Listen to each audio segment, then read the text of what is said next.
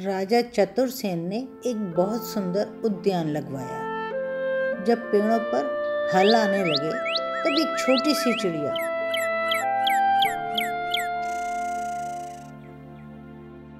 रोज उन फलों को खा जाया करती थी। माली बहुत परेशान था। एक दिन माली ने चिड़िया को पकड़ लिया और उसे राजा के समक्ष पेश किया।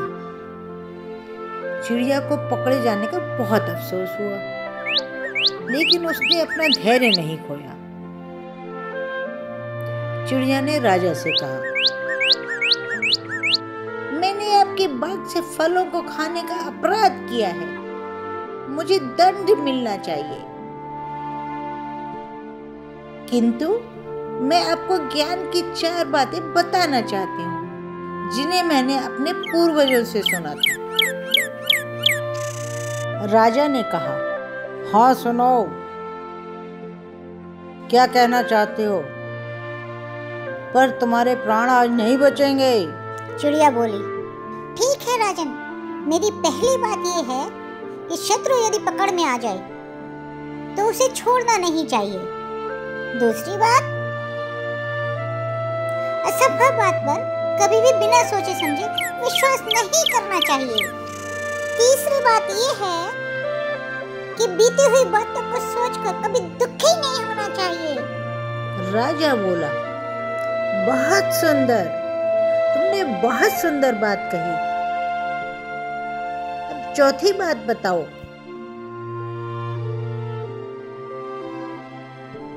नहीं राजन, चौथी बात बंधन में रहकर नहीं बताई जा सकती। इसके लिए आपको मुझे आजाद करना होगा। जब चौथी बात बता दूं, तब आप मुझे कैद कर लीजिएगा और प्राणदंड दे दीजिएगा। चिड़िया ने कहा। राजा ने चिड़िया को आजाद कर दिया। चिड़िया आजाद होते ही फर्र से उड़कर ऊंचाई पर जा बैठी और बोली, मेरे पेट में इतना बड़ा हीरा है कि उससे वर्षों तक पूरे संसार को भोजन कराया जा सकता है। पर राजन, अब क्या हो सकता है? मैं अब तुम्हारी पकड़ में कैसे आ सकती हूँ? ये कहकर चिड़िया फुर्र से उड़ गई।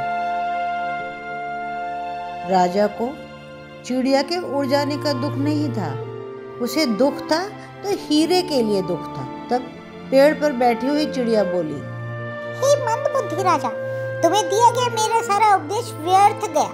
यदि तुमने मेरी पहली बात पर गौर किया होता तो मैं इस समय आजाद नहीं होती। दूसरी बात असंभव बात थी कि मेरे पेट पे हीरा है और तुमने उस पर विश्वास कर लिया। तुम्हें उस पर विश्वास ही नहीं करना चाहिए था। और अब अंतिम बात सुनो। कोई बात सुन लेने से ही कोई लाभ नहीं होता जब तक कि उस पर अमल न किया जाए।